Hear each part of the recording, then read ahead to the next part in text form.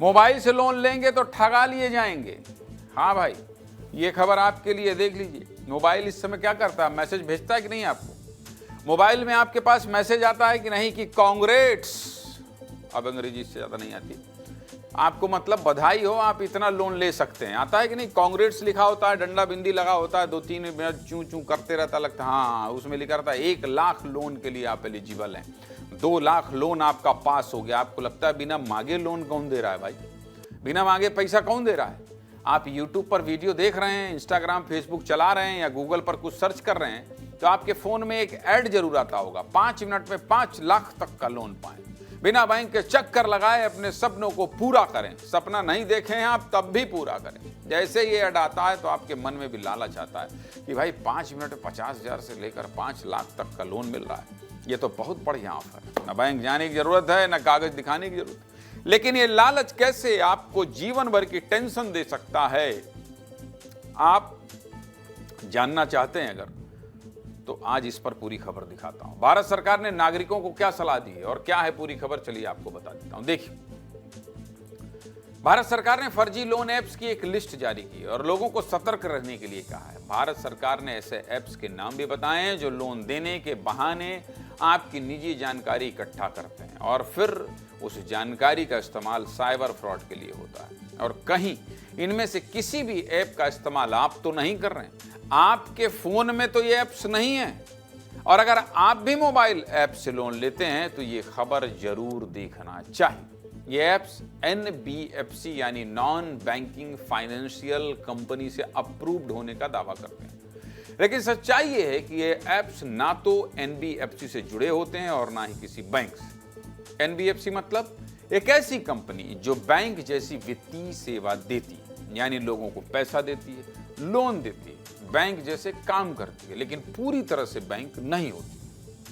इनके पास बैंक चलाने का लाइसेंस भी नहीं होता। और ये फर्जी लोन कंपनियां इसी तरह की NBFC कंपनियों के नाम पर झूठे दावे कर लोगों की निजी जानकारी जुटाती हैं। इन ऐप्स का सबसे बड़ा उद्देश्य यही होता है कि किसी तरह आपकी पर्सनल डिटेल चोरी की जाए और उन्हें साइबर ठगों को बेचा जाए। ये ऐप्स कम ब्याज दर पर जल्दी लोन देने का लालच देती हैं। इसी लालच में लोग ऐप डाउनलोड कर लेते हैं। फिर ये ऐप आपसे कुछ ऐसी परमिशन मांगती हैं जो काफ़ी संवेदनशील होती है, जैसे कि आपकी कॉन्टैक्ट लिस्ट की परमिशन मांगेगी, जिससे आपके रिश्तेदारों के नंबर हासिल किए जा सकें। इसके बाद आपकी गैलरी की परमिशन हासिल करेंगी, जिससे आपके पर्सनल फोटो वीडियो मिल सकें। इसके बाद आपकी लोकेशन की अनुमति लेंगे, जिससे आप कहाँ जा रहे हैं इस पर नज़र रखी जा सके। फिर आपके मोबाइल के माइक की अनुमति लेंगे, जिससे आपकी बातें सुन सकें। इसके बाद कैमरा की परमिशन ली जाती है, जिससे आपकी मर्जी के बिना आपके फोटो वीडियो लिए जा सकें। और आखिर में SMS की परमिशन मांगी जाती है, जिससे आपके मोबाइल पर कोई OTP आए तो वो साइबर ठगों तक पहुंच जाए और आपको ब्लैकमेल किया जा सके। भारत सरकार ने जिन फर्जी ऐप्स के नाम जारी किए हैं, चलिए उनके बारे में भी आपको बता देता हूँ। पहला ऐप जो है, पहले ऐप का नाम है फिनमोना। हाँ, देखिए नाम भी कैसे रखा है, फिनमोना पर्सनल क्रेडिट। दूसरे ऐप का नाम है धनश्री सलाह। तीसरे ऐप का नाम है सफल स्कोर इजी लोन। चौथे ऐप का नाम है फिनक्योर क्रेडिट असिस्टेंट और पांचवें ऐप का नाम है रूपी जार एसेट एक्सेस। छठे ऐप का नाम है S large quick loan assistant. सातवां ऐप लोन ब्लूम। आठवां है ब्रायो क्रेडिट असिस्टेंट। सब में ऐसा क्रेडिट दे रहे हैं लोग, ऐसा क्रेडिट दे रहे हैं, लो पैसा लो पैसा लो पैसा। जैसे ही SMS खोलो तो SMS बोलेगा 2 पैसा 2 पैसा 2 पैसा। इसलिए इन जो ये बायोमेट्रिक्स लोन असिस्टेंट और ट्रायो, सब में नहीं पड़ना है। ये कंपनियां ऐसे लोगों को टारगेट करती है जो मजबूर होते हैं, जिन्हें मेडिकल इमरजेंसी की वजह से पैसों की जरूरत होती है, या किसी की नौकरी चली जाए तो उसे पैसों का जुगाड़ लगाना पड़ता है, या ऐसे लोग जो सोशल मीडिया पर दिखाई गई बातों पर बिना सोचे समझे भरोसा कर लेते हैं।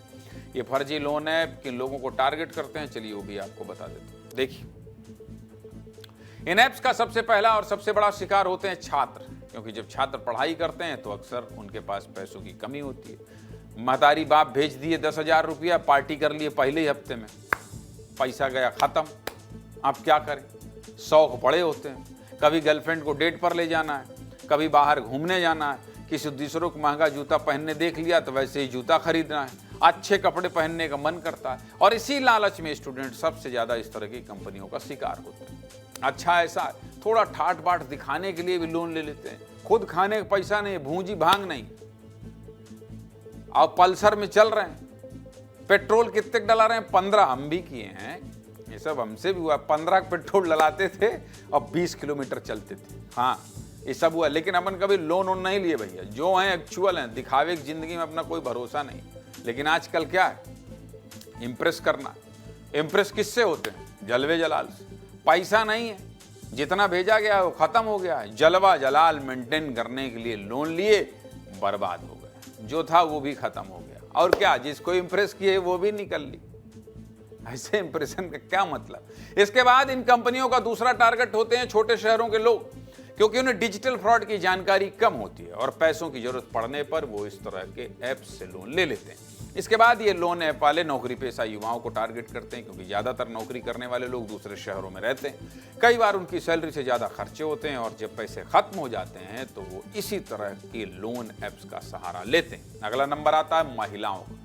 महिलाओं को बैंक और उससे जुड़े नियमों की जानकारी का अभाव होता है। ऐसा नहीं है कि सभी महिलाओं को होता है, जो गृहिणी गांव ग्रामीण क्षेत्रों में होता है, बाकी तो पढ़ी लिखी हैं महिलाएं।